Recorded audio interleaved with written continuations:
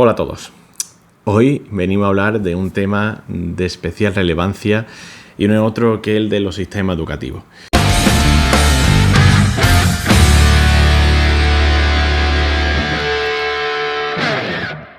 Hace poco me encontré con un vídeo de una pedagoga sueca especializada también en literatura española. Habla muy bien español, por cierto. Se llama Inger Engvist. Lo habéis visto en la miniatura. Va dando conferencias por todo el país, por España, y la verdad es que lo que intenta es divulgar cuál es su visión del sistema educativo ideal, ¿no? En el caso en concreto en el que me encuentro, es sobre un vídeo en el que realiza un análisis DAFO sobre los sistemas educativos a nivel general. ¿Cómo nos encontramos a día de hoy, en 2024? ¿Cómo son los sistemas educativos que tenemos? ¿Cuáles son sus características? Y vamos a realizar este análisis DAFO con sus fortalezas, con sus debilidades, con sus oportunidades y con sus amenazas, ¿no? Entonces, me he preparado aquí un guión para que no se me olvide absolutamente nada y sí que quiero tratarlo con vosotros despacito. Antes de presentaros a Inger Engvist, ¿no? Ella es una destacada académica sueca, especialista en pedagogía, también literatura española, y tiene una carrera dedicada, ya os digo, a la investigación y a la enseñanza. Y esta pedagoga sueca, Inger Engvist, realiza un análisis DAFO que vamos a tratar a continuación.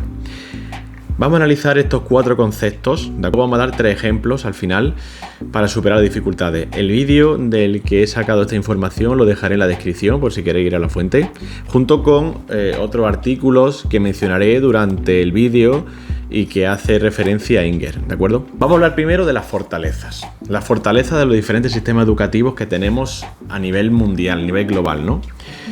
La principal fortaleza es que ya existe la cobertura. Hace unos pocos siglos, unas pocas décadas, no había la oportunidad de ofrecer al conjunto de la población una educación de calidad. Hoy, a día de hoy, prácticamente en todos los países desarrollados tenemos sistemas educativos que premian esto, ¿no? Hay escuelas por todas partes. Un segundo punto, una segunda fortaleza es que todos los estados tienen sistemas educativos con financiación en los presupuestos. Como ya digo, los estados consideran importante la educación y se le dota de presupuesto concreto y específico. Una tercera fortaleza, todos los estados tienen una formación docente más o menos buena. En todos los países desarrollados existe una formación al profesorado con mayor o menor acierto, pero es cierto que existe, ¿no? Por lo tanto, ahí este punto lo tenemos como fortaleza. Y una cuarta fortaleza también es que hay una conciencia en la ciudadanía de que la educación es importante. Si queremos que la educación de las futuras generaciones sea de especial relevancia, la ciudadanía, que viviendo en democracia es la que tiene realmente el poder, debe de ser consciente de que es importante. Entonces, cuanto más importancia le dé la sociedad a la educación, los políticos, buscando votos, más importancia le darán. Cuanto más exija la sociedad una educación de calidad, los políticos más importancia le van a dar. Pues estas son las 4 fortalezas que nos da Inger Engvist en su análisis DAFO. Hablando ahora de las debilidades, podemos decir que las estructuras existen, ¿vale? Como hemos dicho antes, hay escuelas por todas partes, pero carecen de calidad en muchos casos. Sabemos que hay de 0 al 10, si valoramos en calidad educativa de 0 a 10 las diferentes escuelas que podemos encontrar en los diferentes países desarrollados, encontramos una diferencia grande entre una y otra, ¿no? Pero eso es lo importante. Lo importante es que tengamos y que mejoremos esa calidad. ¿Cómo? Lo veremos al final del vídeo. 2. Las autoridades sucumben a la tentación del facilismo. Al final, lo que quieren los políticos son votos. Y para ello, a través del populismo, dan de manera fácil o intentan dar de manera fácil sin pensar, sin recapacitar en qué es realmente lo mejor, en cuál es la mejor inversión que podemos hacer a nivel económico y humano en el sistema educativo. Entonces, a veces hay demandas que no tienen ningún sentido, pero por gran serie de votos, los políticos lo llevan a cabo sin ningún sentido académico. La tercera debilidad es que ideas pedagógicas sugieren que el profesor vaya perdiendo la autoridad frente al alumno. Y esto lo estamos viendo en los últimos tiempos. La autoridad es importante. El profesor tenga autoridad es importante, igual que un médico o un policía debe tener autoridad.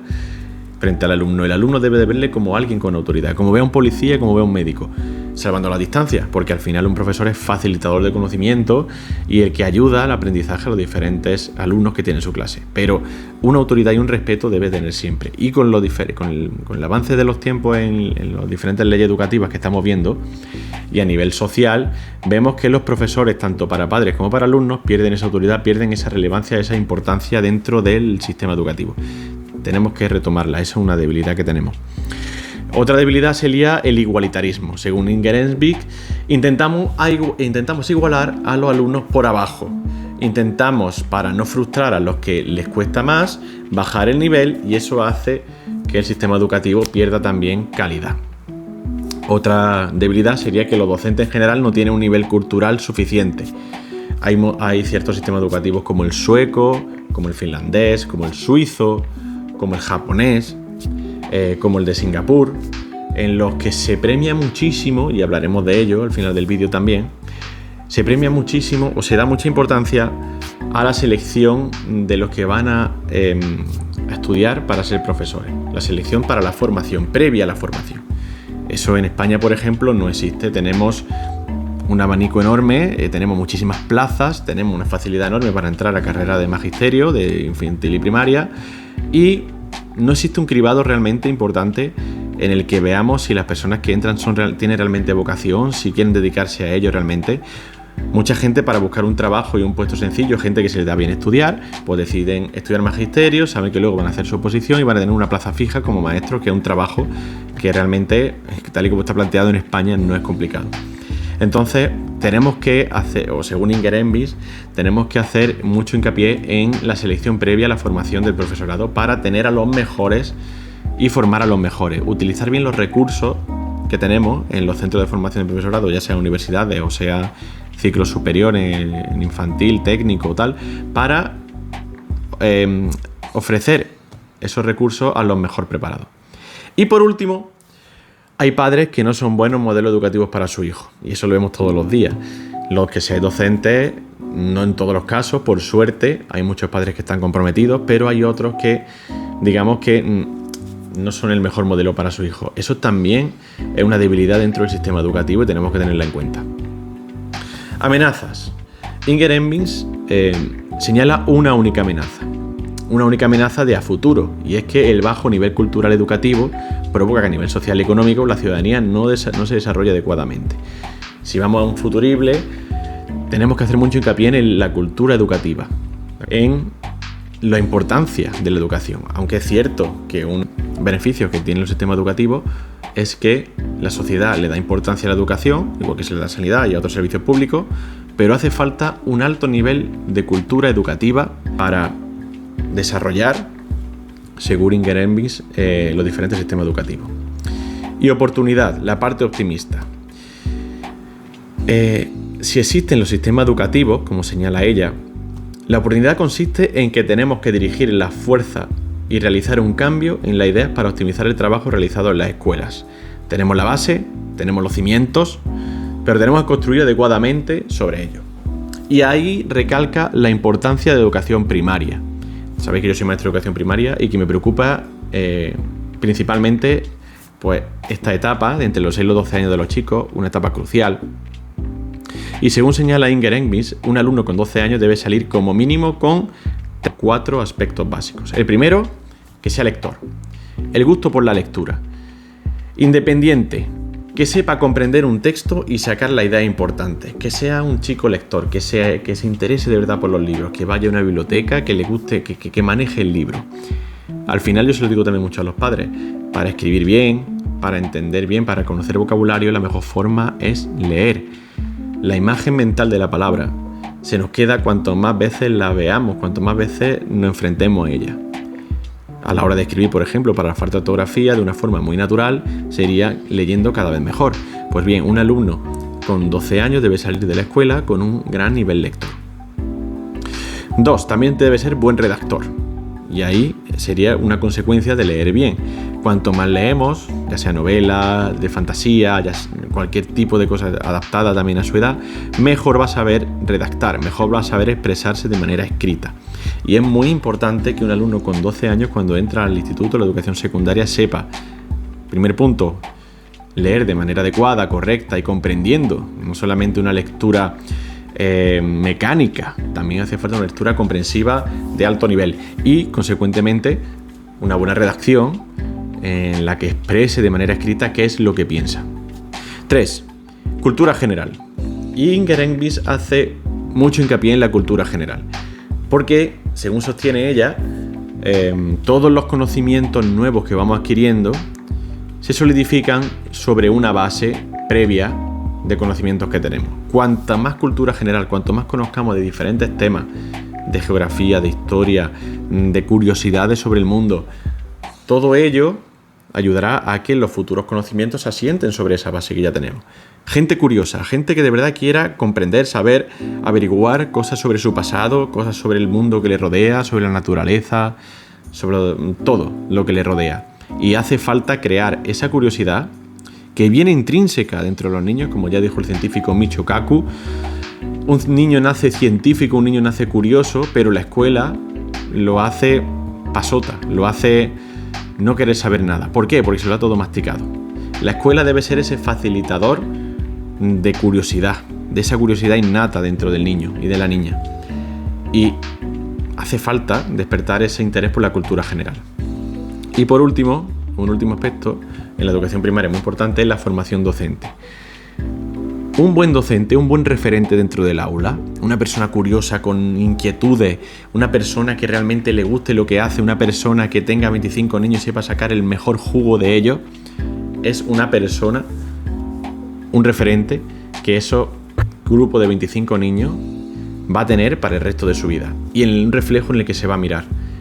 Alguien, un objetivo que alcanzar.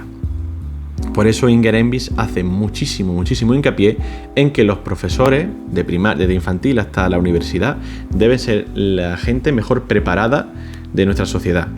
Debe ser gente que, en definitiva, tenga inquietud, tenga curiosidad y tenga ganas por transmitir su conocimiento. Pero para transmitir ese conocimiento debe tener un gran conocimiento también a la espalda. Por lo tanto, la figura del docente es súper importante. Y ahora ya sí, la última parte del vídeo es que Enkvist aporta 3 soluciones para optimizar el rendimiento de los sistemas educativos. Se podría decir que, según los estudios vigentes, está demostrado que, cimentando en estos 3 pilares que voy a decir a continuación, cualquier sistema educativo daría un salto cualitativo en la formación en las nuevas generaciones. Y estos 3 pilares básicos en los que debe apoyarse cualquier sistema educativo son: 1. La disciplina, el esfuerzo y la educación en valores. Disciplina, esfuerzo y educación en valores.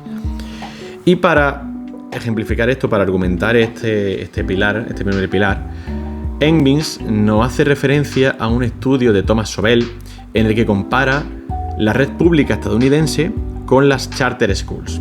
¿Qué son las charter schools? Las charter schools son las escuelas concertadas que podemos conocer aquí en España, por ejemplo. Son de financiación pública, pero de gestión privada. No como la red pública, que al final la controla por los diferentes estados, administraciones locales, etc. En las charter schools son entidades privadas que, de hecho, allí surgen para dar, para aportar educación a las clases más desfavorecidas. Entonces, Thomas Sobel, en la ciudad de Nueva York, se encontró las condiciones perfectas para realizar un estudio comparando estos 2 tipos de escuelas, las charter y la red pública, ya que allí, gracias a la condición en la que las charter nacen para dar educación a los más desfavorecidos, a las clases más bajas, se juntan en muchos barrios y comparten incluso edificios con la red pública. Entonces estos dos coexisten en un mismo barrio, en un mismo contexto, y, como vamos a ver ahora, los resultados que aportan ambas redes escolares son muy diferentes. Y es que en la ciudad de Nueva York se realizan estudios objetivos en tercero y en octavo, en Estados Unidos en general, pero centrándonos en la ciudad de Nueva York. Estos estudios, el análisis de estos estudios concluyen que en el área de matemáticas, los alumnos de la concertada, de las charter schools, obtenían resultados superiores entre un 10 y un 75% frente a la red pública. dependiendo de la prueba y el nivel. Pero es que en lengua, las charters superaban a la pública entre un 15 y un 65%.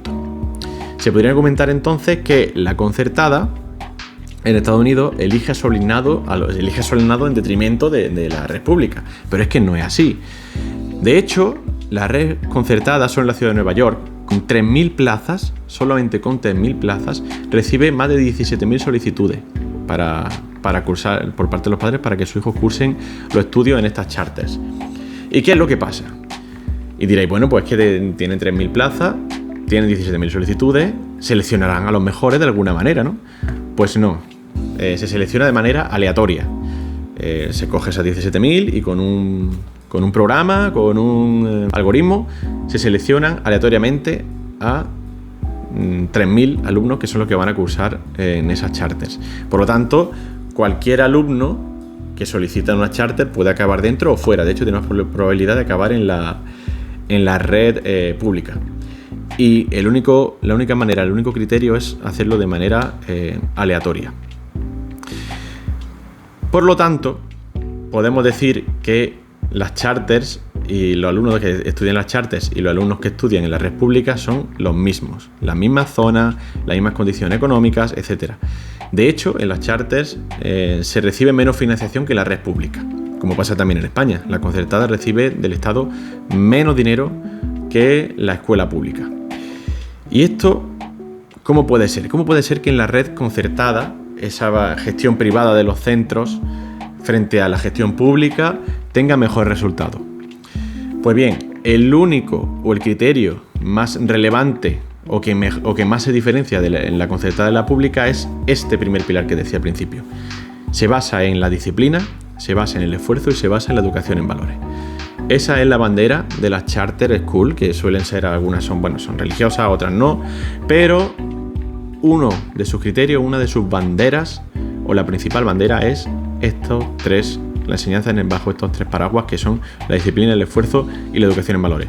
Frente a la república, que no le da tanta importancia a estos tres criterios, pues vemos que los resultados, siendo los mismos alumnos, los profesores teniendo claro cuáles son sus metas y cuáles son la manera de enseñar y cuál va a ser su metodología basada en estos tres criterios, sacan mejor rendimiento de los alumnos que en la escuela pública. Y este sería una de las tres pilares importantes que tenemos que tener en cuenta. Pero es que hay otro pilar, que es la autonomía de las escuelas. El segundo de ellos sería que las escuelas tengan una autonomía. Ya comentaba yo en mi vídeo sobre el por qué no me gusta el sistema de oposiciones, que podéis ver también en el canal, que yo defiendo personalmente un sistema de educación pública en la que cada centro tenga su propia autonomía para elegir a su profesorado, para elegir a su claustro. Que cada equipo directivo, como hace en la concertada, puedan elegir, pero que no sea solo en la concertada, sino que pase en todos los colegios, públicos, privados, concertados.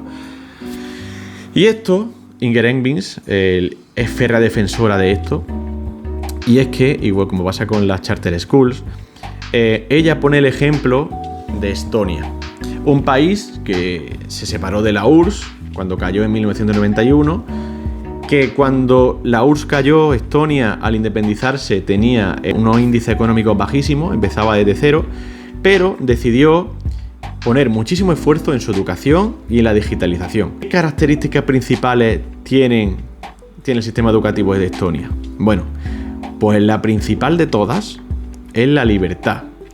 La libertad tanto de los centros para elegir a sus profesores como de los padres para elegir su centro. Y es que en Estonia la red de colegios que existen, públicos, porque todos son públicos, son todos gratuitos para la familia, esta red de colegios se caracterizan por especializarse en diferentes sectores, ¿no? Todos tienen una base muy sólida de matemática, de lengua, de ciencia, de idiomas también. Todos tienen una base homogénea, pero luego cada uno pues se especializa más, pues digamos, en arte o en ciencia, o se especializa más dependiendo. Cada uno decide, ¿no? Dentro de una competición por atraer mejor alumnado, o traer más alumnado, se intentan diferenciar unos de otros. Pero insisto, la base siempre es la misma, y de ahí la prueba en que en los informes PISA Ha superado incluso a Finlandia. Es el referente europeo y se acerca a Singapur, que digamos que es el top a nivel mundial, ¿no? Entonces, el sistema educativo de Estonia se basa en eso, en la libertad. Si nosotros tenemos un equipo directivo, como ya comentaba también en mi vídeo de las oposiciones, que elige a sus profesores, a estos profesores que saben o que aplican o que mandan su solicitud a los centros a los que a ellos les interesa, no como pasa en las oposiciones que tenemos aquí en España, que tú entras en una lista y te mandan como si fuera un número cualquiera, a cualquier colegio, te guste, no te guste, ni te preguntan.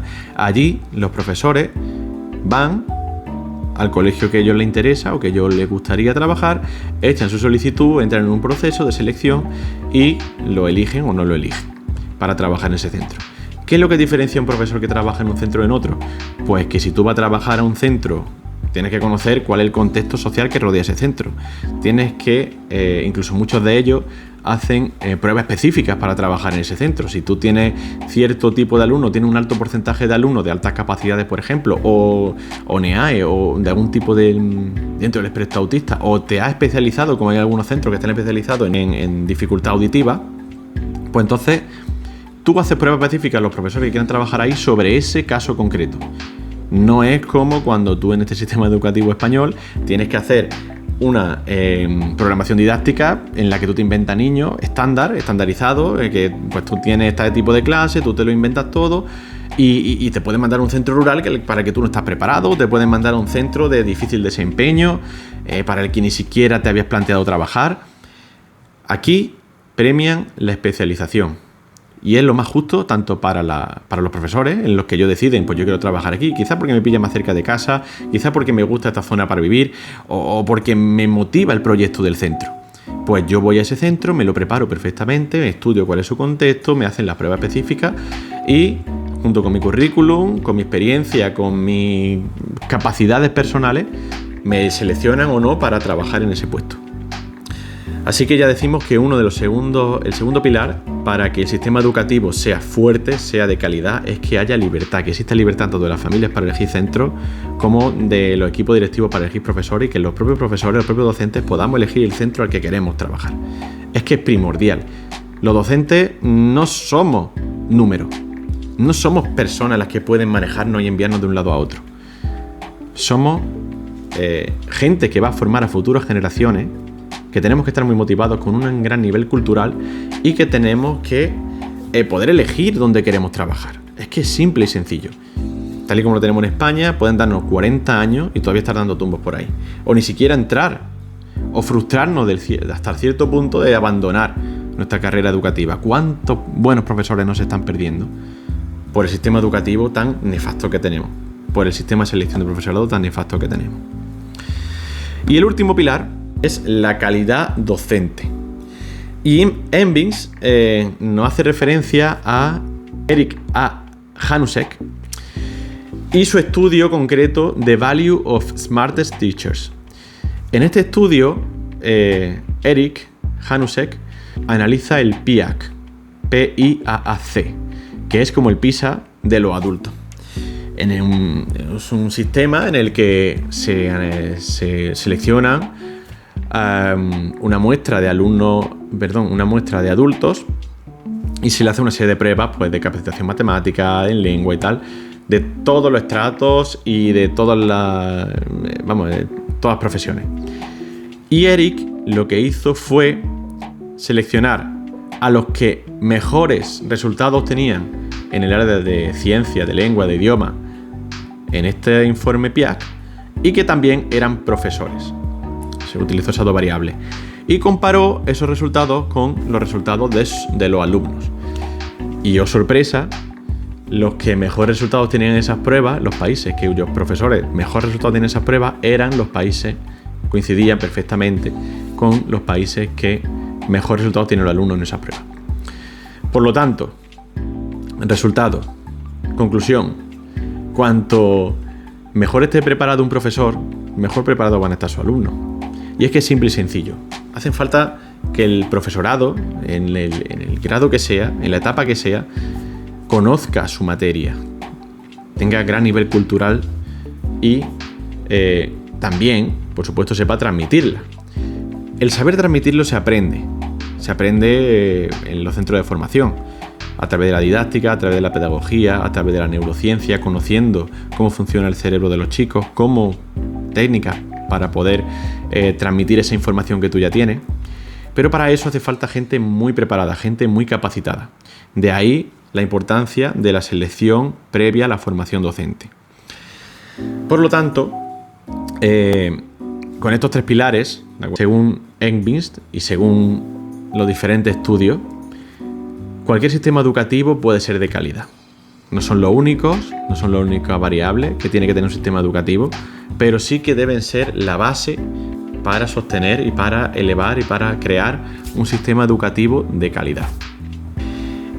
Y con esto creo que hemos terminado el análisis de los diferentes sistemas educativos a nivel DAFO y también hemos dado estas tres pilares que Inger Engvist, esta pedagoga sueca, se señala, y también los estudios. De hecho, están todos ahí en la descripción, podéis echarle un vistazo. Todo eso nos lleva por el camino que he comentado ahora mismo. Y sí, es muy importante. Es muy importante que los tengamos en cuenta. Es muy importante que en nuestro país, en España, pero en Latinoamérica, en cualquier parte que nos estéis escuchando, se luche porque tengamos el mejor sistema educativo y los mejores docentes. Porque eso es el futuro de toda nuestra sociedad. El futuro de nuestros hijos, el futuro de tener los mejores, de como país, siendo egoístas como ciudadanos de un país, debemos exigirlo para estar arriba, para ser los más competentes. Y recordad, todo esto no entra en el examen.